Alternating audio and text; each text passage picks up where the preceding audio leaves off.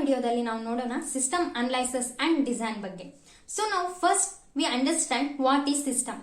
System ಅಂದ್ರೆ ಏನು, system ಇಂದ ಏನು ಉಪಯೋಗ ಇದೆ, ಸಿಸ್ಟಮ್ ನಾವು ಏಕೆ ಯೂಸ್ ಮಾಡಬೇಕು, ಹಾಗೂ ಸಿಸ್ಟಮ್ ಅನಲೈಸಿಸ್ ಅಂದ್ರೆ ಏನು, ಡಿಸೈನಿಂಗ್ ಅಂದ್ರೆ ಏನು, ಈ ಸಬ್ಜೆಕ್ಟ್ ಅನ್ನೇ ನಾವು ಹೇಗೆ ಕಲಿಬೇಕು ಅಂತ ಈ ಎಲ್ಲಾ ಟಾಪಿಕ್ಸ್ ಬಗ್ಗೆ ಇವತ್ತಿನ ವಿಡಿಯೋದಲ್ಲಿ ನಾವು ನೋಡೋಣ. ಹಾಗೂ ಈ ವಿಡಿಯೋ ಪೂರ್ತಿಯಾಗಿ ನೋಡಿದ ನಂತರ ನಿಮಗೆ ಕ್ಲಿಯರ್ ಆಗುತ್ತೆ. ಏನಪ್ಪಾ ಕ್ಲಿಯರ್ ಆಗುತ್ತೆ ಅಂದ್ರೆ ಯಾವ ರೀತಿಯಾಗಿ ಸಾಫ್ಟ್ವೇರ್ ಅಪ್ಡೇಟ್ ಆಗುತ್ತೆ, ಆ ಸಾಫ್ಟ್ವೇರ್ ಅಪ್ಡೇಟ್ ಆಗ್ಲಿಕ್ಕೆ ಅದ್ರ ಹಿಂದಿನ ಪ್ರೊಸೆಸ್ ಏನಿದೆ, ಇದರಿಂದ ಸಿಸ್ಟಮ್ ಅನಲೈಸಿಸ್ ಮತ್ತು ಡಿಸೈನ್ ಇಂದ ಇದಕ್ಕೇನ್ ಕನೆಕ್ಷನ್ ಇದೆ ಅನ್ನೋದು ಈ ವಿಡಿಯೋದಲ್ಲಿ ನೋಡೋಣ. ಸೊ ಹಾಗೆ ನೀವು ನಮ್ಮ ಚಾನೆಲ್ಗೆ ಹೊಸದಾಗಿ ವಿಸಿಟ್ ಮಾಡಿದ್ದರೆ ನಮ್ಮ ಚಾನೆಲ್ ಅನ್ನು ಸಬ್ಸ್ಕ್ರೈಬ್ ಮಾಡಿ ಹಾಗೂ ಪಕ್ಕದಲ್ಲೇ ಕಾಣುವ ಬೆಲ್ ಐಕಾನ್ ಅನ್ನು ಪ್ರೆಸ್ ಮಾಡಿ. ಹಾಗೆ ನಿಮ್ಗೆ ಈ ವಿಡಿಯೋ ಲೈಕ್ ಆದ್ರೆ ಖಂಡಿತ ಶೇರ್ ಮಾಡಿ. Okay, without wasting much time, let's quickly get started. So first of all we understand what is system. ನಾವು ಮೊದಲನೇದಾಗಿ ಏನ್ ಕಲಿಯೋಣಪ್ಪ ಅಂದ್ರೆ ಸಿಸ್ಟಮ್ ಅಂದ್ರೆ ಏನು ಅಂತ ನೋಡೋಣ. So see the definition. ನಾವು ಮೊದಲಾಗಿ ಡೆಫಿನೇಷನ್ ನೋಡೋಣ. System is a group of elements or components which work together to accomplish a common task. So I will repeat once again. ನಾ ಇನ್ನೊಂದ್ಸಾರಿ ರಿಪೀಟ್ ಮಾಡ್ತೇನೆ. So we see the definition. System is a group of elements or components which work together to accomplish a common task. System ಅಂದ್ರೆ ಇಲ್ಲಿ group of the elements or components. For example, ನಾ ಒಂದು example ನ ಹೇಳ್ತೇನೆ. ಒಂದು software company ಇದೆ, ಅದರಲ್ಲಿ ಬಹಳ ಜನ ವರ್ಕರ್ಸ್ ಅಥವಾ ಡೆವಲಪರ್ಸ್ ಇರ್ತಾರೆ. ಒಬ್ರು ಅಥವಾ ಇಬ್ರು ಜನರಿಂದ ಸಾಫ್ಟ್ವೇರ್ ಯಾವತ್ತೂ ಡೆವಲಪ್ ಆಗೋದಿಲ್ಲ, ಇದೆಲ್ಲರಿಗೂ ನಿಮ್ಗೆ ಗೊತ್ತೇ ಇರುತ್ತೆ. ಬಹಳ ಜನ ವರ್ಕರ್ಸ್ ಇರ್ತಾರೆ. ಹಾಗೆ ಒಂದ್ ಸಾಫ್ಟ್ವೇರ್ ಎಲ್ಲರೂ ಕೂಡಿ ಕಂಪ್ಲೀಟ್ ಮಾಡ್ತಾರೆ. ಅದು ಒಂದು ಟಾಸ್ಕ್ ಆಗಿರುತ್ತೆ, ಎಲ್ಲರೂ ಕೂಡಿ ಆ ಟಾಸ್ಕ್ ಅನ್ನ ಕಂಪ್ಲೀಟ್ ಮಾಡ್ತಾರೆ. ಇದರಲ್ಲಿ ಡೆವಲಪರ್ಸ್ ಅನ್ನೋದು ಎಲಿಮೆಂಟ್ಸ್ ಮತ್ತು ಕಂಪೋನೆಂಟ್ಸ್ ಅಂತ ಹೇಳ್ಬೋದು. So which work together to accomplish a common task. ಎಲ್ಲರೂ ಕೂಡಿ ಆ ಒಂದು ಕಾಮನ್ ಟಾಸ್ಕ್ ಅನ್ನ ಕಂಪ್ಲೀಟ್ ಮಾಡ್ತಾರೆ. ಇದನ್ನ ನಾವು ಸಿಸ್ಟಮ್ ಅಂತ ಹೇಳ್ಬೋದು. ಸೊ ಇನ್ನೊಂದು ಎಕ್ಸಾಂಪಲ್ ನೋಡೋಣ. ಒಂದು ಸಿಪಿಯು ಇದೆ. ಆ ಸಿಪಿಯು ನಲ್ಲಿ ಮದರ್ ಬೋರ್ಡ್ ಇರುತ್ತೆ, ರ್ಯಾಮ್ ಇರುತ್ತೆ, ಪ್ರೊಸೆಸರ್ ಇರುತ್ತೆ, ಹಾರ್ಡ್ ಡಿಸ್ಕ್ ಇರುತ್ತೆ. ಇವೆಲ್ಲ ಕಂಪೋನೆಂಟ್ ಸೇರಿ ಕೆಲಸ ಮಾಡಿದಾಗ ಕಂಪ್ಯೂಟರ್ ಸಿಸ್ಟಮ್ ರೆಡಿ ಆಗುತ್ತೆ. ಈ ಎಲ್ಲಾ ಕಂಪೋನೆಂಟ್ಸ್ ಇದ್ದಾಗ್ಲೇ ಮಾತ್ರ ನಮ್ಮ ಕಂಪ್ಯೂಟರ್ ವರ್ಕ್ ಆಗುತ್ತೆ ಅಲ್ವಾ. ಇದರಲ್ಲಿ ಯಾವುದೇ ಒಂದು ಪಾರ್ಟ್ ಕೂಡ ಡ್ಯಾಮೇಜ್ ಆದ್ರೆ ಕಂಪ್ಯೂಟರ್ ಸಿಸ್ಟಮ್ ವರ್ಕ್ ಆಗುವುದಿಲ್ಲ. ಇದಕ್ಕೆ ಒಂದು ಸಿಸ್ಟಮ್ ಅಂತ ಹೇಳ್ಬೋದು. ಇದಕ್ಕೇನೆ ನಾವು ಒಂದು ಸಿಸ್ಟಮ್ ಅಂತ ಹೇಳ್ಬೋದು. ಸೊ ಈ ಎಲ್ಲಾ ಎಲಿಮೆಂಟ್ಸ್ ಮತ್ತು ಕಂಪೋನೆಂಟ್ಸ್ ಕೂಡಿ ವರ್ಕ್ ಮಾಡಿದಾಗ ಒಂದು ಟಾಸ್ಕ್ ಅಂತ ಕಂಪ್ಲೀಟ್ ಮಾಡಬಹುದು. ಇದನ್ನೇ ನಾವು ಸಿಸ್ಟಮ್ ಅಂತ ಕರಿತೇವೆ. ಸೊ ನಾನೀಗ ನಿಮ್ಗೆ ಸಿಸ್ಟಮ್ ಅಂದ್ರೆ ಏನು ಅಂತ ಗೊತ್ತಾಯ್ತು ಅಂತ ತಿಳ್ಕೊಂತೀನಿ. ನೆಕ್ಸ್ಟ್ ನೋಡೋಣ ಸಿಸ್ಟಮ್ ಅನಲೈಸಿಸ್ ಅಂಡ್ ಡಿಸೈನ್ ಅಂದ್ರೆ ಏನು. So we see what is system analysis and design. We see the definition. In very simple, system analysis and design is a study in which we learn how to analyze an existing the system and create a better one. So repeat once again. I will repeat once again. System analysis and design is a study in which we learn how to analyze an existing system, one created a better one. System analysis and design is a study in which we learn how to analyze an existing the system and create a better one. So system analysis and design ಅಂದ್ರೆ ಇದು ಒಂದು study ಮಾಡ್ತೇವಿ. ಇದರಲ್ಲಿ study ಮಾಡ್ತೇವಿ, ಅಲ್ಲಿ ನಾವು ಕಲಿತೇವಿ ಯಾವ ರೀತಿಯಾಗಿ ಅನಲೈಸ್ ಮಾಡಬೇಕು ಮತ್ತು ಇದ್ದಂತ ಅಪ್ಲಿಕೇಶನ್ ನ ಸಾಫ್ಟ್ವೇರ್ ಅನ್ನು ಯಾವ ರೀತಿಯಾಗಿ ಚೆನ್ನಾಗಿ ಡೆವಲಪ್ ಮಾಡಬಹುದು ಅನ್ನೋದನ್ನ ಇಲ್ಲಿ ಸ್ಟಡಿ ಮಾಡ್ತೇವಿ. ಇದರಲ್ಲಿ ಏನಾಗುತ್ತೆ ಅಂದ್ರೆ ರೆಡಿ ಆದಂತ ಸಿಸ್ಟಮ್ ಅನ್ನ ಯಾವ ರೀತಿಯಾಗಿ ವರ್ಕ್ ಆಗ್ತಾ ಇದೆ ಅಂತ ನೋಡ್ಬೋದು. ಮೊದಲು ಸ್ಟಡಿ ಮಾಡ್ತೇವಿ ಯಾವ ರೀತಿಯಾಗಿ ವರ್ಕ್ ಆಗ್ತಾ ಇದೆ ಅನ್ನೋದು. ಏಕೆಂದ್ರೆ ಇನ್ನೊಂದು ನ್ಯೂ ಸಿಸ್ಟಮ್ ಅನ್ನ ನಾವು ಕ್ರಿಯೇಟ್ ಮಾಡಕ್ಕೆ ತುಂಬಾನೇ ಹೆಲ್ಪ್ ಆಗುತ್ತೆ ಮತ್ತು ಸಿಸ್ಟಮ್ ಅಪ್ಡೇಟ್ ಮಾಡಲು ಸಹ ಹೆಲ್ಪ್ ಆಗುತ್ತೆ. ಇಲ್ಲಿ ನಾವು ಡೆಫಿನೇಷನ್ ದಲ್ಲಿ ಒಂದು ವರ್ಡ್ ಯೂಸ್ ಆಗಿದೆ, ಅದು ಅನಲೈಸ್. ಅನಲೈಸ್ ಅನ್ನೋ ವರ್ಡ್ ಕನ್ನಡದಲ್ಲಿ ವಿಶ್ಲೇಷಣೆ ಅಂತ ಅರ್ಥ ಆಗುತ್ತೆ. ಇಲ್ಲಿ ಸಿಸ್ಟಮ್ ಅಂತ ಅಂದ್ರೆ ಬರೀ ಕಂಪ್ನಿ ಅಥವಾ ಆರ್ಗನೈಸೇಷನ್ ಅಲ್ಲ. ಸಿಸ್ಟಮ್ ಅನ್ನೋದು ಸಾಫ್ಟ್ವೇರ್ ಕೂಡ ಲಿಂಕ್ ಮಾಡಬಹುದು ಅಥವಾ ಹಾರ್ಡ್ವೇರ್ ಕೂಡ ಲಿಂಕ್ ಮಾಡಬಹುದು. ನಾವ್ ಏನ್ ಹೇಳೋದಂದ್ರೆ ಗ್ರೂಪ್ ಆಫ್ ಕಂಪೋನೆಂಟ್ಸ್ ಅಂದ್ರೆ ಇದು ಹಾರ್ಡ್ವೇರ್ನು ಆಗಿರ್ಬೋದು, ಸಾಫ್ಟ್ವೇರ್ನು ಆಗಿರ್ಬೋದು ಅಥವಾ ಕಂಪ್ನಿನೂ ಕೂಡ ಆಗಿರ್ಬೋದು. ಸೊ ಸಿಸ್ಟಮ್ ಅನಲೈಸಿಸ್ ನಲ್ಲಿ ನಾವು ಸಾಫ್ಟ್ವೇರ್ ಒಂದು ಅಡ್ವಾಂಟೇಜಸ್ ಡಿಸ್ಅಡ್ವಾಂಟೇಜಸ್ ಬಗ್ಗೆ ನೋಡ್ತೀವಿ. ಡಿಸ್ಅಡ್ವಾಂಟೇಜಸ್ ಪಾಯಿಂಟ್ ಅನ್ನ ಹೇಗೆ ಅಡ್ವಾಂಟೇಜ್ ಪಾಯಿಂಟ್ ಅನ್ನಾಗಿ ಕನ್ವರ್ಟ್ ಮಾಡಬೇಕು, ಹಾಗೆ ಕನ್ವರ್ಟ್ ಮಾಡಿದ ನಂತರ ಹೇಗೆ ಸಿಸ್ಟಮ್ ಅಪ್ಡೇಟ್ ಮಾಡಬೇಕು ಅಂತ ಇದರಲ್ಲಿ ಸ್ಟಡಿ ಮಾಡ್ತೀವಿ. ಸ್ಟಡಿ ಮಾಡುವುದಕ್ಕೆ ಸಿಸ್ಟಮ್ ಅನಲೈಸಸ್ ಅಂತ ಹೇಳ್ತೇವೆ. ಸೊ ಹೇಗೆ ನಾವು ಸಿಸ್ಟಮ್ ಅನ್ನ ಅನಲೈಸ್ ಮಾಡಿದಾಗ ಸಿಸ್ಟಮ್ ಅನಲೈಸಸ್ ಅಂದ್ರೆ ಸಿಂಪಲ್ ಆಗಿ ಹೇಳೋದಂದ್ರೆ ನಾವು ಸಿಸ್ಟಮ್ ಅನ್ನ ಸ್ಟಡಿ ಮಾಡ್ತೀವಿ. ಅದರಲ್ಲಿ ಅಡ್ವಾಂಟೇಜಸ್ ಏನಿದೆ, ಡಿಸ್ಅಡ್ವಾಂಟೇಜಸ್ ಇದೆ. ಅಡ್ವಾಂಟೇಜಸ್ ಇಂದ ನಮ್ಗೆ ಪ್ರಾಬ್ಲಮ್ ಆಗೋದಿಲ್ಲ, ಆದ್ರೆ ಡಿಸ್ಅಡ್ವಾಂಟೇಜಸ್ ಇಂದ ತುಂಬಾನೇ ಪ್ರಾಬ್ಲಮ್ ಆಗ್ತಿರುತ್ತೆ. ಅದಕ್ಕೆ ಆ ಡಿಸ್ಅಡ್ವಾಂಟೇಜಸ್ ಪಾಯಿಂಟ್ ನಾವು ಹೇಗೆ ಅಡ್ವಾಂಟೇಜಸ್ ಪಾಯಿಂಟ್ ಆಗಿ ಕನ್ವರ್ಟ್ ಮಾಡಬಹುದು. ಕನ್ವರ್ಟ್ ಮಾಡಿದ ನಂತರ ನೀವು ಹಂಗೆ ಇಡ್ತೀರಾ? ಇಲ್ಲ, ಅದನ್ನ ಅಪ್ಡೇಟ್ ಮಾಡಬೇಕು. ಎದಕ್ಕಿದೆ ಎದಕ್ಕಂದ್ರೆ ಯೂಸ್ ಮಾಡುವಂತಹ ಎಲ್ಲರಿಗೂ ಅದರಿಂದ ಉಪಯೋಗ ಆಗಬೇಕು. ಹಾಗಾಗಿ ನಾವು ಸಿಸ್ಟಮ್ ಅನ್ನ ಅನಲೈಸ್ ಮಾಡಿದ್ಮೇಲೆ ಅಪ್ಡೇಟ್ ಮಾಡಲೇಬೇಕಾಗುತ್ತದೆ. So next we understand why we need it. ನಮಗೆ ಸಿಸ್ಟಮ್ ಅನಲೈಸಸ್ ಮತ್ತು ಡಿಸೈನ್ ಏಕ್ ಬೇಕು, ಅದರಿಂದ ನಮಗೆ ಏನ್ ಹೆಲ್ಪ್ ಇದೆ ಅಂತ ನೋಡೋಣ. So first point, for system development. ನಮಗೆ ಸಿಸ್ಟಮ್ ಡೆವಲಪ್ಮೆಂಟ್ ಮಾಡ್ಲಿಕ್ಕೆ ಯೂಸ್ ಆಗುತ್ತೆ. ಸಿಸ್ಟಮ್ ಅಂದ್ರೆ ಹಾರ್ಡ್ವೇರ್ ಕಾಂಪೋನೆಂಟ್ ಇರಬಹುದು ಅಥವಾ ಸಾಫ್ಟ್ವೇರ್ ಕೂಡ ಆಗಿರ್ಬೋದು. ನಾ ಮೊದಲನೇ ಹೇಳ್ತಾ ಇದ್ದೀನಿ. ಡೆವಲಪ್ ಅಂದ್ರೆ ಅದು ಕ್ರಿಯೇಟ್ ಅ ನ್ಯೂ ಒನ್.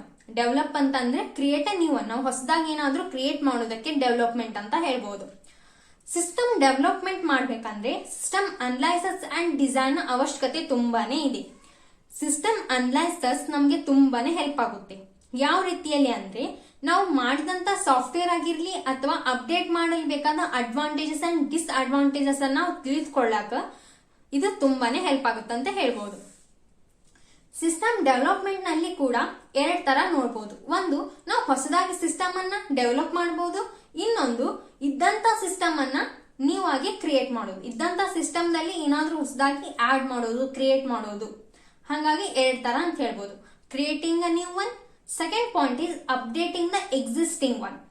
ಇವು ಎರಡ್ ರೀಸನ್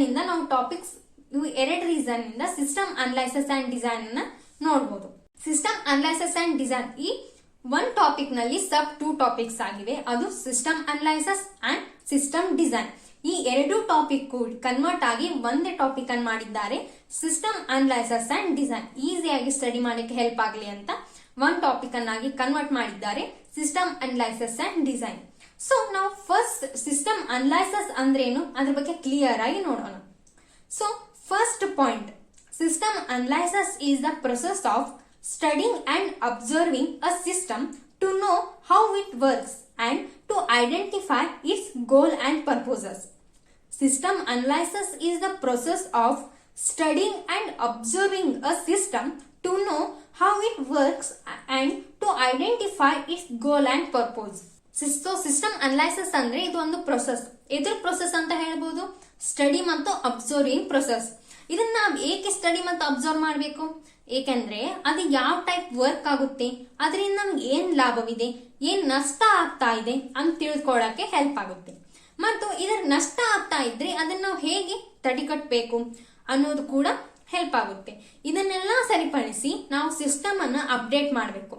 ಈ ಏನೇನ್ ಡಿಸ್ಅಡ್ವಾಂಟೇಜಸ್ ಇದೆ ಇದರಿಂದ ಸಿಸ್ಟಮ್ ಈ ಮಾಡಿದಂತ ಸಿಸ್ಟಮ್ ದಲ್ಲಿ ನಾವೇ ಏನ್ ಡಿಸ್ಅಡ್ವಾಂಟೇಜಸ್ ಇದೆ ಅದನ್ನ ನಾವು ಅಡ್ವಾಂಟೇಜಸ್ ಅನ್ನಾಗಿ ಕನ್ವರ್ಟ್ ಮಾಡಿದ ನಂತರ ಅಪ್ಡೇಟ್ ಮಾಡಬೇಕಾಗುತ್ತದೆ. So next point, system analysis is the conduct for the purpose of studying a system or its parts in order to identify its objective. So system analysis is the conducted for the purpose of studying a system or its parts in order to identify its objective. ಇದರಲ್ಲಿ parts ಅನ್ನು ಸಹ ನಾವು study ಮಾಡ್ತೇವೆ. For example, ಒಂದು computer ಕೆಟ್ಟ ಅಂತ ಅನ್ಕೊಳ್ಳಿ. ಅದರಲ್ಲಿ ಮದರ್ ಬೋರ್ಡ್ ಪ್ರಾಬ್ಲಮ್ ಆಗಿರುತ್ತೆ, ಅದಕ್ಕೆ ಆ ಕಂಪ್ಯೂಟರ್ ಕೆಟ್ಟಿರುತ್ತೆ. ಹಾಗಾಗಿ ಆ ಕಂಪ್ಯೂಟರ್ ಆನ್ ಆಗ್ತಾ ಇರಲ್ಲ. ನಾವು ಅವಾಗ ಕಂಪ್ಯೂಟರ್ ಯಾಕೆ ಆನ್ ಆಗ್ತಾ ಇರಲ್ಲ ಅಂತ ಚೆಕ್ ಮಾಡಿದಾಗ ಮದರ್ ಬೋರ್ಡ್ ಪ್ರಾಬ್ಲಮ್ ಆಗಿರೋದು ಗೊತ್ತಾಗುತ್ತೆ. ಅದಾಗ ನಾವು ಮದರ್ ಬೋರ್ಡ್ ಪ್ರಾಬ್ಲಮ್ ಆಗಿರೋದ್ರಿಂದ ನಾವು ಅದನ್ನ ಚೆಕ್ ಮಾಡ್ತೇವೆ ಹೊರತು ಹಾರ್ಡ್ ಡಿಸ್ಕ್ ಅನ್ನ ಚೆಕ್ ಮಾಡಕ್ ಹೋಗೋದಿಲ್ಲ. ನಾವು ಎಲ್ಲಾ ಮದರ್ ಬೋರ್ಡ್ ತಾನೇ ಚೆಕ್ ಮಾಡೋದು, ಹಾರ್ಡ್ ಡಿಸ್ಕ್ ಚೆಕ್ ಮಾಡೋದಿಲ್ಲ. ನಾವು ಮದರ್ ಬೋರ್ಡ್ ಅನ್ನೇ ಚೆಕ್ ಮಾಡೋದು. ಅದಕ್ಕೆ ಎಲ್ಲಾ ಪಾರ್ಟ್ಸ್ ಅಂತಾನು ಮೆನ್ಷನ್ ಮಾಡಿದ್ದಾರೆ ಇಲ್ಲಿ. So next point, it's specific what the system should do. It's specific what the system should do.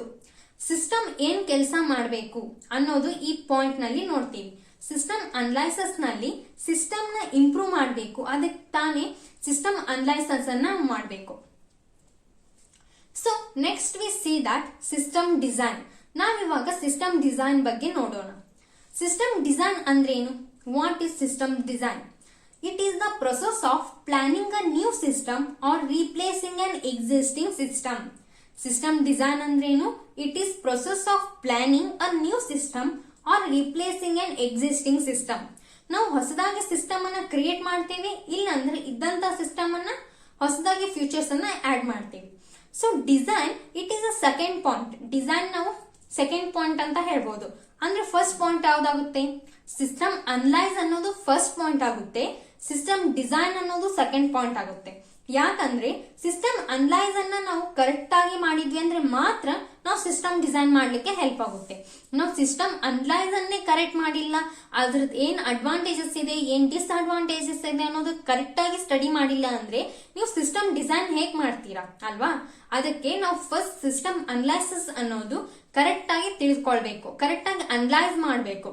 ಅದರ ಡಿಸ್ಅಡ್ವಾಂಟೇಜಸ್ ಅನ್ನ ನಾವು ಕರೆಕ್ಟ್ ಆಗಿ ಅಡ್ವಾಂಟೇಜಸ್ ಪಾಯಿಂಟ್ ಆಗಿ ಕನ್ವರ್ಟ್ ಮಾಡಬೇಕು. ಅಂದಾಗ ನಾವು ನೆಕ್ಸ್ಟ್ ಪಾರ್ಟ್ ಯಾವ್ದೊಂದು ಸಿಸ್ಟಮ್ ಡಿಸೈನ್ ಗೆ ಬರ್ತೀವಿ. ಸಿಸ್ಟಮ್ ಡಿಸೈನ್ ಮಾಡಬೇಕು. So we see the next point. It is done by defining its components or models satisfy the specific requirement. ಇಲ್ಲಿ ಡಿಫೈನಿಂಗ್ ಅನ್ನೋದು ಒಂದು ವರ್ಡ್ ಯೂಸ್ ಆಗಿದೆ ಅಲ್ವಾ? Defining a components or models ಅಂತಂದ್ರೆ components ಅಥವಾ ಮಾಡೆಲ್ಸ್ ಗೆ instruction ಕೊಡೋದು. ಅದನ್ನ ನಾವು ರೀಕೋಡಿಂಗ್ ಮಾಡಬೇಕು, ಅದ್ರ ಕೋಡಿಂಗ್ ಮತ್ತೆ ಮಾಡಬೇಕು. ಯಾಕಂದ್ರೆ ಅದು ನಮ್ಗೆ ರಿಕ್ವೈರ್ಮೆಂಟ್ ತಕ್ಕಂತೆ ನಾವು ಕೋಡಿಂಗ್ ಅನ್ನ ಚೇಂಜ್ ಮಾಡ್ಬೇಕಾಗುತ್ತೆ.